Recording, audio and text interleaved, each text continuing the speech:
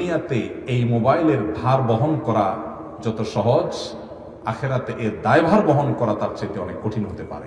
Mobile ব্যবহারের আদব এবং মোবাইল ব্যবহারের ক্ষেত্রে শরীয়তের নীতিমালার কথা বলে দিচ্ছি। নাম্বার 1, উদ্দেশ্য হতে হবে ভালো। আমি মোবাইল কেন কিনছি, অসৎ উদ্দেশ্য থাকবে না, খারাপ কিছু করার উদ্দেশ্য থাকবে না, এবং বাকাওয়াতি জাহির করা, অন্য থেকে নিজেকে পৃথক করা, এরকম কোনো টার্গেট থাকবে না। নাম্বার 2, আমরা যখন মোবাইলে কথা বলবো, কল করব, ডায়াল করব, তো প্রথমে যিনি ডায়াল করবেন তিনি সালাম দিবেন, এটি তার উপরে বর্তা, তিনি সালাম দিবেন। আর কেউ অপর পক্ষ থেকে সালাম দিয়েছে, তাহলে আমি অন্য কথা পরে আগে আমাকে অবশ্যই সালামের জবাব দিতে হবে, নাহলে গুনাহগার হব।